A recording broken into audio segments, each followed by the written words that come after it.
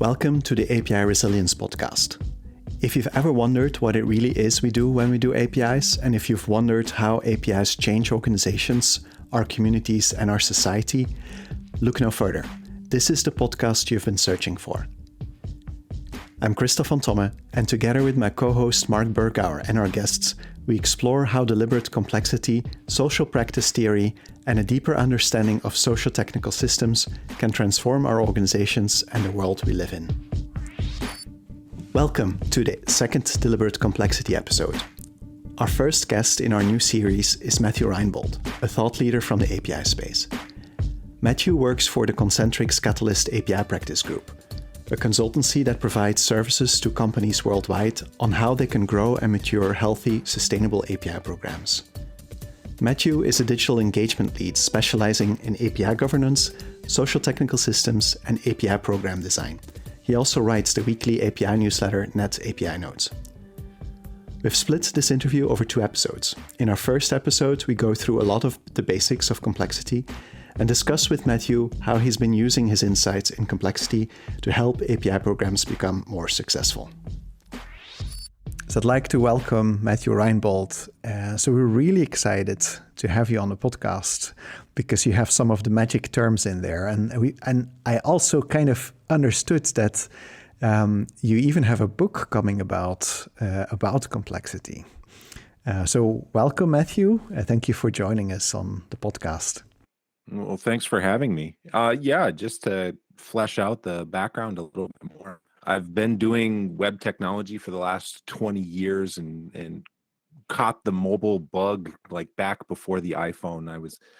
Got involved with APIs when it was a matter of trying to get the data to these little compact flip devices that we all had. Started doing APIs there. Came up as a developer and through a number of different roles, increasingly got higher and higher in the hierarchy. So rather than managing just a single API, then it was a suite of APIs, and then it was a division of APIs. And during the course of that growth, I found myself in a position where I was managing the API governance for multiple Fortune 500 companies. And it was at that point that things switched. It was now suddenly less about the technology and more about like these vague abstract forces that seem to be buffering our initiatives. And at first I couldn't quite get my hands around it. Like, what's going on? Why isn't my perfect solution, perfect in air quotes here for the audio audience, why isn't my technically sound solution, my rational argument, why isn't that enough to cut through and help me have success in these complex ecosystems that I was finding myself in? So that's how I started down the path of thinking about complexity and these ecosystems that whether we acknowledge them or whether they're still kind of these vague forces that shift around in enterprise environments. Like how do those things affect the success of our projects? And so, through a variety of different experiences and efforts, like kind of I was stumbling around and kind of piecing this together, and then hit upon this large body of work that already exists, thinking about complexity and social systems, socio-technical systems. And that's been something that lately I've been very passionate about bringing not only to my own work, but then like the solutions and consultations that I offer to customers, how to manage these large ecosystems and how to navigate these difficult things. So subsequently, that's also the topic of the book, like how to make progress in these complex environments, how to make change stick. One of my pet peeves is that complexity, because like in the software world, we look at complexity as something kind of bad or something that we're trying to get rid of, because complexity has a bad rep in the software world. Well, one of the key understandings for me was that coming from this complexity literature is that, no, actually complexity is a good thing. It's something you just have to put it in there, like as long as you can contain it and not have it blow up in your face. It's the thing that actually makes living systems work. Yeah, so it's dependent on the context, right? I mean, I don't think you'd want your airplane flight to suddenly start exhibiting emergent properties, right? Let's define a couple of things just to make sure everybody's on the same page, because I don't know the audience if they're familiar with this. Like, for the longest time, software development has been complicated. Like, there's no getting around it. Like, these are interesting new ways of developing things, and it's complicated, and it can be very hard. So running a marathon, even though it's one step in front of another, like, it's very straightforward what you need to do, it's still hard. So this is not a slight on complicated systems, but complicated systems essentially are well understood. There is one cause and effect. There's one thing after another. If you do this thing, it always ends up the same way. Complicated systems, however, are the sum of the interactions, and those interactions are unpredictable. The more complex the system, the more likely you're going to have an unpredictable result at the end of it. So even though you may be putting in the same inputs into that system, you may be getting different results. So, when I talk about these things, in the US, in the early aughts, we had the stock market crash that turned out to be the result of the complex interactions between automated stock trading bots. Like, every single one of those things was doing exactly what it was programmed to do. It wasn't a bug in the system per se. It wasn't debugging a complicated system. It was the emergent properties of all these things playing together in the interactions, which subsequently wiped like $3 trillion in the course of a half hour off the stock market. So to your point, there's some very exciting things that can happen with emergent properties, and we can develop software that can create new products and services and experiences through the reduction that we see in like APIs and microservices and distributed systems and so on and so forth. But there are certain systems where you still want to have a complicated, not a complex system, where you have to have the same outcome every single time. Those probably need to be complicated systems. And I definitely don't disagree. Well, that's a double negation. So I agree with that. But because I believe that it's the humans that are anyway going to be complex in your system. So, and every single system we build, there's humans at least interacting as a user, but also building these systems. So whatever software we put out is always going to be interacting with a complex world. And because of that, we're going to get complexity no matter what we do. And then I think it's about figuring out where do you want the complexity to happen.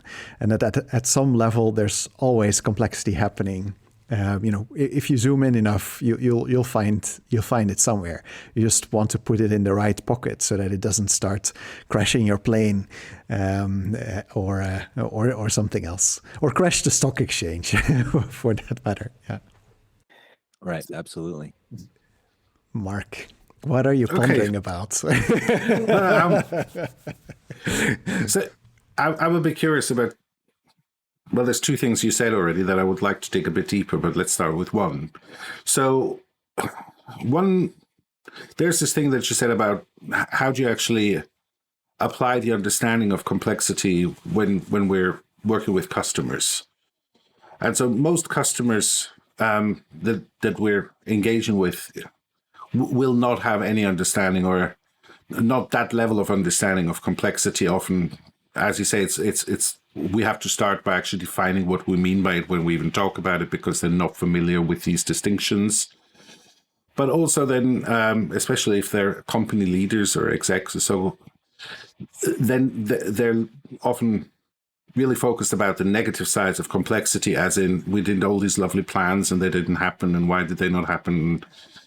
It could possibly be because our plan was wrong. So in my experience, this is always a difficulty, almost to the extent that I often wish I could avoid working with people who have not already accepted complexity as part of the world the way we obviously have.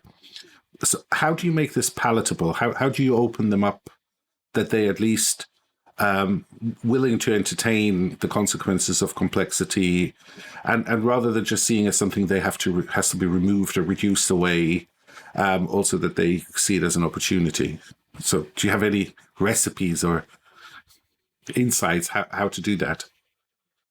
Yeah, the first thing when exposed to a new environment or a new company, I don't go in talking about complexity. Like, it's always started with, what are you trying to do? How do you deliver value? What is valuable to you, and what have you tried thus far? I think that's the biggest thing, is setting it in terms of how they characterize the problem and what they've tried to solve, how they've tried to solve it. And so then taking that and saying, okay, now I see that, yes, you've gotten everybody aligned and you're all producing lots of microservices. Oh my gosh, every time we turn over another rock, there's another microservice. You've been very efficient in incentivizing your company to do that. And now, lo and behold, nobody knows exactly what is going on, and everything is a murder mystery whenever there's a bug, because they have to call in everybody, because everything has this loose coupling to everything else. And so then at that point, it's like, okay, now let's actually talk about the incentive systems and the way that the environment is prompting your behavior, and whether that is actually efficiently driving those outcomes that you're trying to achieve. Yes, from a technical standpoint, from maybe the CTO's standpoint, creating a lot of microservices was a signifier or an example of how they could drive the organization forward. But ultimately, that's not a business outcome. Like, then this is where the language is very, you have to tread carefully, because you don't want to contradict the people that have brought you in. You don't want to say, yeah, that plan was kind of dumb and you've incentivized the wrong behaviors. However, like, working together, it's like, okay, everything needs to track back to the business outcome. So you've wanted to do something with your digital transformation here. It wasn't create a bunch of these little fragmented pieces, which subsequently have introduced a lot of organizational overhead, operational overhead, that now subsequently you can't ship like you thought you would. Let's get back to what you were trying to do. Okay, this was part of a digitization effort to make things more efficient, or maybe it's about resourcing, or maybe it's about something. There was business value. Let's track that back. And so, yes, in my mind, I've got a complexity lens that I'm looking at things and using it to debug where things have broken down. But for the business, I'm talking about value and ultimately the ends that they're trying to achieve, and subtly like poking at what they might have told themselves as far as what they thought their goals were, and whether that was actually valuable to the business or not. So sometimes those microservices that they created do have some kind of business value, but more often than not, this grand strategic plan that happened turns into a bunch of sound bites and little short snippets that through time get warped, get misunderstood, get devalued, and therefore then we've got a problem, because now our environment is prompting behaviors that actually don't achieve that original vision. Did that answer your question? I felt like I was rambling a little bit there. It was a good start. So and resonates with me. Though initially, yes, at least initially, you do not use the complexity language. You use the value language, etc. So it's my experience that the only way you can actually start opening up the complexity topic is if you can point at something where you can demonstrate they already are facing complexity. So as you said, for example, having your Microsoft become microservices becoming a ball of mud, so to speak, that starts to has agencies on its own that you didn't anticipate and that is undesirable, etc. If they have enough technical understanding, you can take them down that route and start talking about complexity. But it sounded a little bit like you actually try to avoid it entirely. So keep them on the value language, or Are you actually trying to sort of, so that's what I do. I try to sort of entice them towards, hey, here's your experience of complexity, and let's now talk about what's the opportunity in it. So as Kristof said, so the way I look at the world is all the creativity comes actually from rubbing up against the complexity of the world. This is where the sparks come, because it is unexpected. It is, you can't anticipate it. It's something novel that jumps into your field of vision, etc., that sparks ideas, etc. So I'm trying to coax them to the complexity view of the world, but often that can be a very tedious, long process. And I think the way that I started talking about it is that complexity is source of value, because complexity is something hard. And so if you can find an area in your industry where there's complex behavior, or like the example I always use is a GPS routing. Like, the routes, the best routes will take into account the complexity of the existing traffic. And so if you're really good at keeping up with that complexity, then you can do a much better service than anybody else. You can become, it's a moat for your business if you can deal with complexity in the right way. And then but it's a different type, because I think you still, most of the time, you're bumping into the unwanted complexity of like, oh, this technological system suddenly has its own will and it's doing stuff that we don't want or we didn't expect. Have you had that conversation where it's like, well, let's look at how this is going to actually make you uncopyable and stronger? Is that something that's already ripe in the market, or it's still early? Well, that's something that, I mean, some people will want to entertain that, but in my experience, many times I get the so what. That's a very interesting observation, Matthew. I have complexity. Yes. So what? And so what I've tended to do is steer people more toward the more tactile things. So getting really crisp on what actually are the behaviors that we're trying to drive. Going back to the microservice example. So obviously we're not trying to drive a gajillion microservices and create a microservice Death Star that's unmanageable. What kind of behaviors are we trying to drive? What was meant by that initial effort? Well, okay, what we're trying to do is we're trying to create sound boundaries. We're trying to create that domain-driven design. Okay, that's great. I really like BJ Fogg's model here for behavioral design. He talks about three things being the basis of any kind of behavioral change within a group or a person. He talks about motivation, and usually that's all we talk about when we talk about changing how people do things. We talk about motivation. We assume it's just a matter of like, well, they just need to be more disciplined. Unfortunately, motivation is not the only thing. Two is ability. And sometimes this is addressed within organizations and they say, oh, well, we'll just get some kind of online cloud learning platform and that the ability will take care of itself. People will just spend time in their off hours and they'll just learn how to do things, which is a bad sentiment, but it also is still incomplete because we've had motivation and ability. And the third thing are the prompts, the environmental prompts to perform the activity. So most people are probably familiar with brushing their teeth before they go to bed. That action, going to bed, is a very strong prompt to perform an action. I'm going to get ready for bed and I've got this litany of things that I do before I go to bed. And one of those things is brushing the teeth. That may be at 9 p.m. That may be at 11 p.m. It may be at 3 a.m. if I've had a really good night. But the fact is, there's a strong prompt in the environment that I've habitualized and I do that thing. So taking that back to our microservice example, what kind of environmental prompts exist to get people to do that domain-driven design? And so maybe there's several different activities. Maybe there's like event storming or the formalized DDD or bringing in a contractor or whatever. But like, is there a prompt in the environment when starting a new project to do this thing, to define those boundaries and subsequently get a service that is logical and holistic and not just a bunch of fragmented pieces that subsequently the consumers don't understand, but actually meaningful?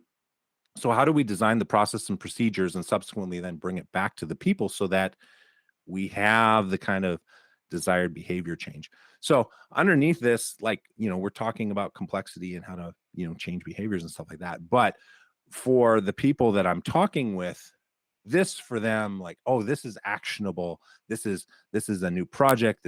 I can put this person in charge of this. I have a path to making sense of things where, and if I get the sense that, okay, if they want to know the why are we going down this route? Why are we, well, okay, now we can start talking about complexity and like the interactions between all the things and the resulting hairball that subsequently we're trying to unravel.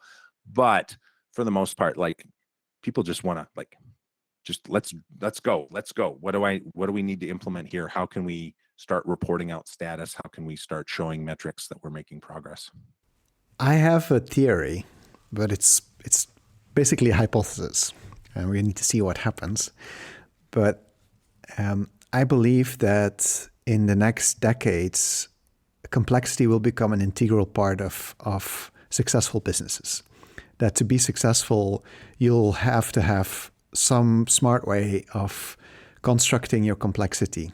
That if you're just going to try to build a complicated machine, you're just not going to be very successful. And that and I think that's companies like the platform companies and the ecosystem builders, they're already showing this. That's their actually APIs are very much a part of that, because it's a tool for building ecosystems and for building a much more richer network of players that are interdependent, interconnected, adaptive to each other. Do you see this already playing out in the companies you're interacting with, or are they already aware of this? I see it as a pendulum, and I will say that I can only speak for the US.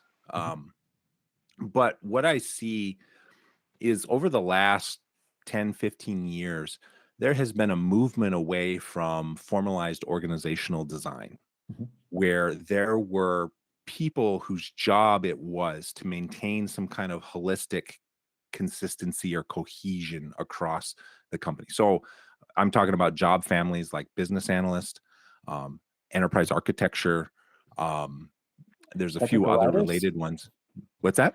Technical writers also, to some extent? Perhaps technical writers. I could see technical writers certainly having that unique silo spanning perspective on how things work because of their role of having to articulate how these things work in conjunction.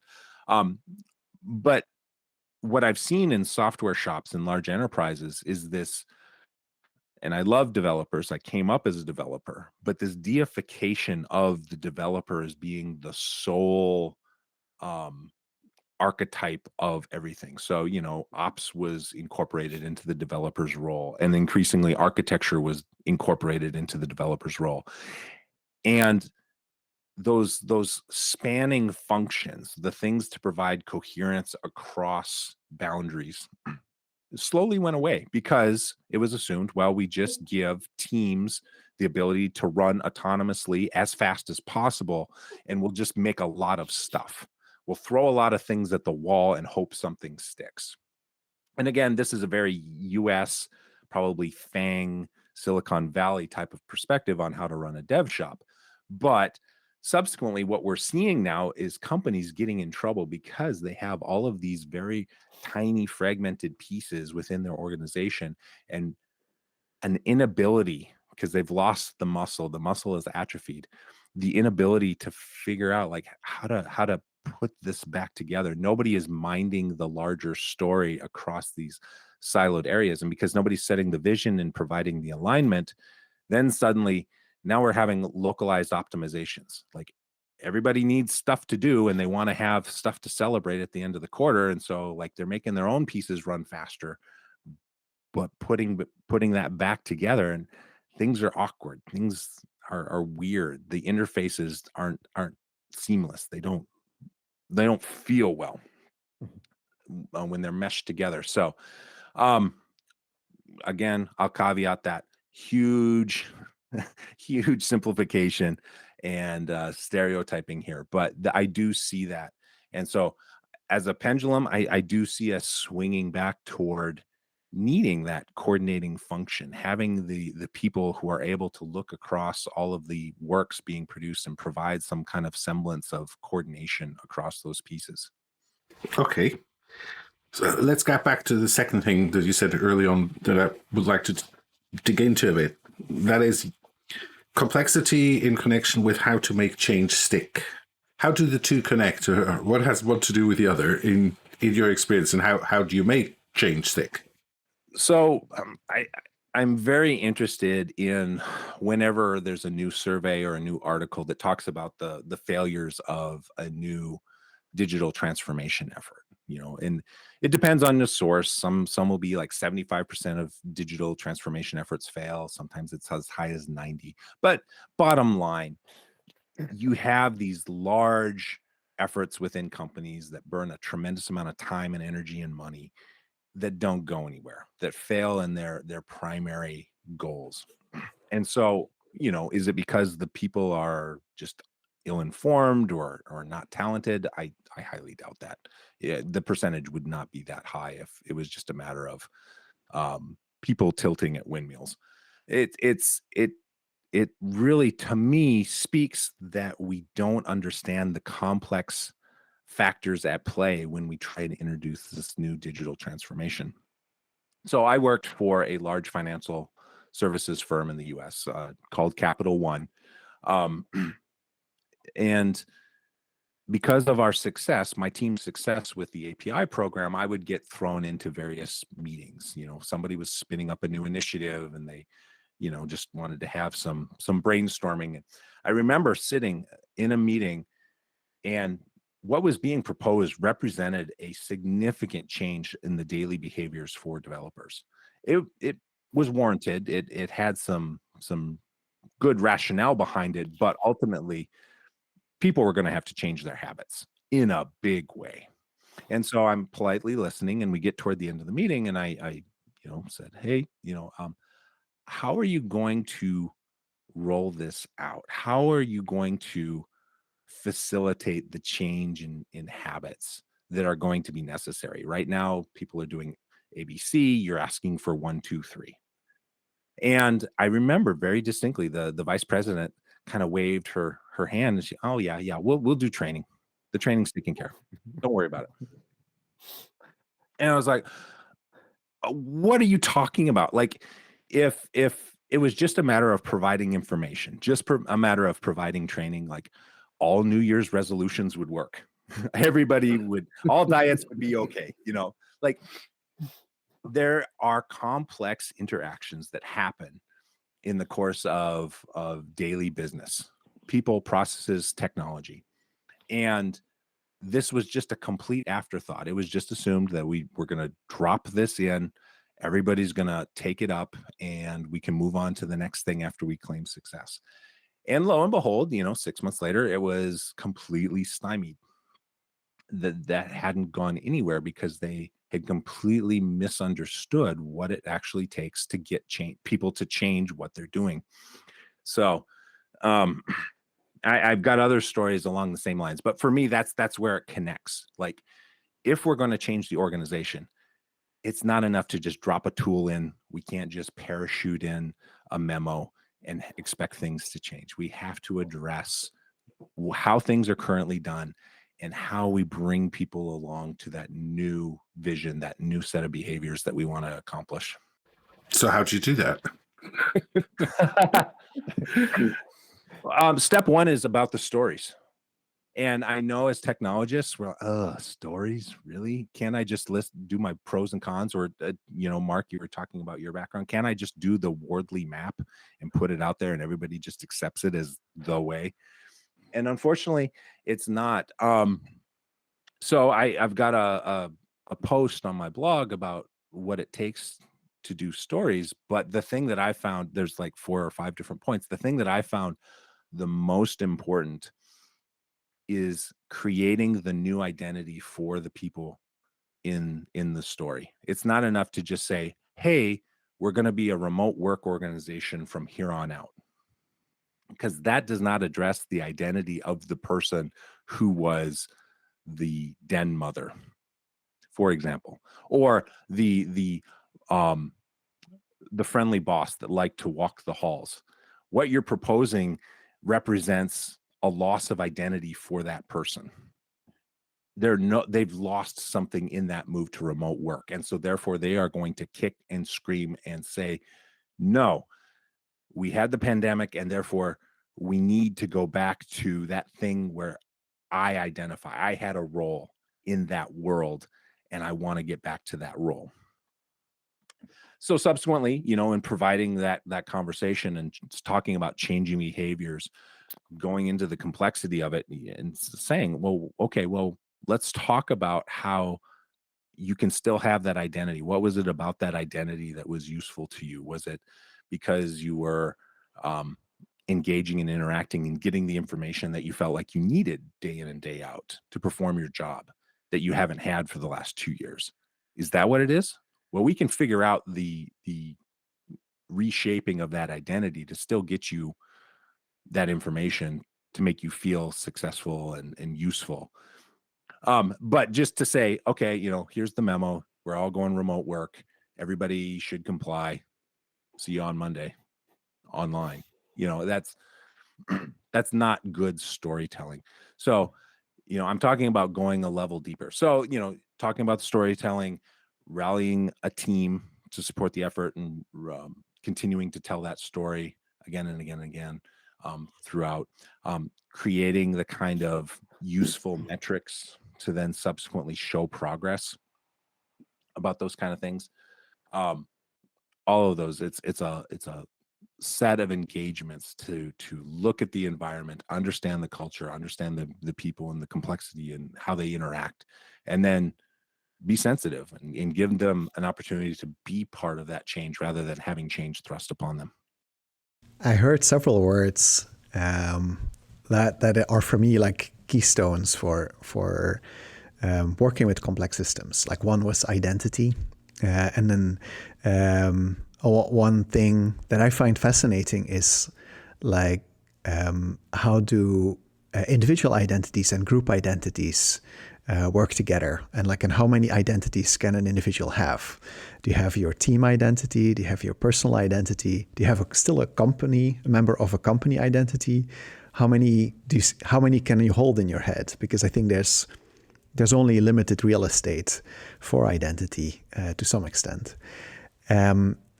Have you seen, like, so when you brought this up, I don't know, it's super fascinating, but have you seen cases where you helped also with the transition of group identity, and or that was the storytelling that you were doing, or how did you go about that? So I'll start with a story about how not to do it. One thing that I've seen in enterprise environments is where you identify a high-performing team and you say, hey, congratulations, we're going to break you up now and move all your parts to other places. With the idea being, well, somehow this magical, well-functioning unit is all made up of individual pieces, and if we just break them up and sprinkle the pieces across uniformly these other groups will become high-performing. And so obviously there's a huge morale hit because these people probably liked working with each other, and they are not nearly as efficient and performative in these other groups. And so there's that group identity that you alluded to that wasn't addressed there. It was considered just, they're all replaceable cogs and we're going to take the units and spread them out. That's certainly not the way to do it. In that particular case, perhaps there's not a role for that team anymore. And so going into that group and saying, like, what was it that you really valued about this? And then trying to bridge that with where they might be going. Like, the practical realities is sometimes a team needs to go away. Sometimes there is no longer a function for that team, but it's a successful manager will spend the time to actually know what value the people are getting out of that group, and then making sure that that value is represented with where they're going, as opposed to, well, I'm the boss, you just go where I say you're going to go. So I'm hearing a lot of needs, like looking for the needs of the people and then making sure that those are answered. Yeah. I mean, and then going back to the identity, like, how do the people represent themselves? When I was running the API COE, we had to change the language that we used when we reviewed the open API descriptions that were submitted to us. At first, we had a development team that helped create this tool. So when teams were ready, they would create an open API document and they would submit it to the tool, and we'd see it on our queue. And the API COE would go in and we'd work through the queue very methodically. Okay, we're going to meet with this team and we're going to talk about APIs and work through that. Well, the tool, as it was designed by this other entity, if we had problems with the design, we would click a button and the team would get a message saying, "You've been rejected." Well, as you can imagine, highly paid professionals who are decades into their career, and we talked about that deification before, and have been told they're so wonderful and so awesome and so critical to our ability to win, being told that they've been rejected is not a good message. That is not a pill that they like to swallow. So we had to wholesale go through the tool and look at everywhere we had these interaction points with the people and try and find language that aligned with how they saw themselves, highly trained technical professionals, and ease that interaction. We still had to have a back and forth. We still had to have a communication, but in clicking that button and trying to facilitate some kind of further evolution of the design, like we needed to say, like, okay, this is not a rejection. Like, hey, we see what you're doing. We'd like to see if we can't evolve this. We can't come to a better state if we can't, and so using language about iteration, which kind of ties back to their expectations on Agile, using language about making things better, appealing to the craft of the whole thing, that went down so much better than like, you don't know what you're doing, get out of here. How do you balance the between what could be seen as manipulation when you start massaging the message, because respecting dignity? Yeah, this is a huge thing. Whenever I start talking about influence and prompts and behavior, I do see people start to contract, start to pull away, like, ooh, this is Machiavellian. This is like, I'm not comfortable with this. And I guess the way I would respond to that is that these things happen whether or not you are engaging with them. Like, if you are part of a large enterprise environment, there is a constant ongoing shifting set of needs and concerns and outcomes, and you can either engage with that and try and create better outcomes for you and your team, or you can completely ignore it and be a victim of that stuff that's going on. And so when I talk about influence, obviously I very clearly say up front, you cannot influence a behavior if somebody is opposed to it. Like, flat out, you're not going to trick somebody. Or if you do trick somebody, that's going to happen once and they're never going to trust you again. You have soiled that relationship and it's done. Don't burn that bridge. But when we talk about influence, and I go back to the storytelling, part of the storytelling is not dropping into somebody and talking at them for the next 50 minutes, unlike this podcast. Sorry. It's starting out, finding out where their heads are at. What are they trying to accomplish?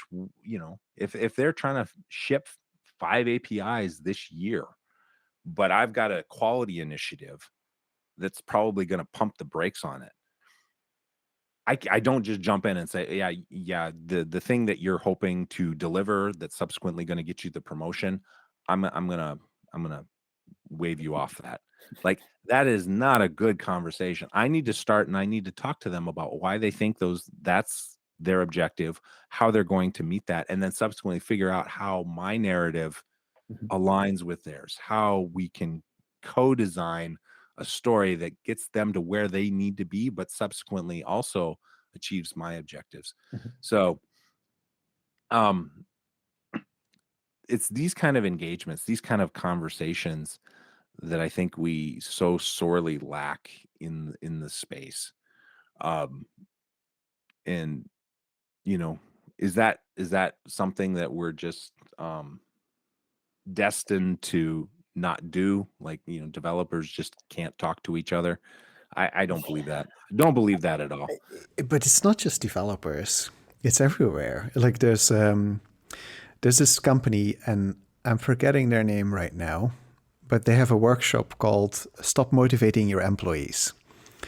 And the core idea is that as soon as you start, if you believe it's your job to motivate your people, you basically believe that you're going to have to manipulate them, and you're basically not treating them as adults anymore, because now you're treating them like children's that, like, oh, let's do this shiny thing. And that's both, like, yes, you shouldn't use sticks. That's not a good idea.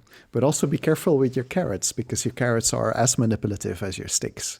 And there's a way of treating people with dignity, where you respect their existing identity and you show them, like, what is the need that lets you to this identity that is a constraint that helps you to fulfill your role in the organization, and how can you transform it so that you can stay who you are, but become useful again in this new place that you have to go to.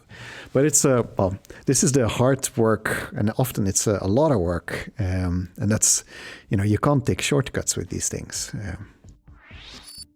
That's it for this episode. You can learn more about Matthew and his work at matthewreinbold.com, and about Concentrix at catalyst.concentrix.com. That's with an X. On our next episode, we'll continue with Matthew and talk, amongst others, about the difference between a consistent and a coherent API design, and how to achieve coherence in a siloed organization. Thank you for listening, and until next week, mind the context.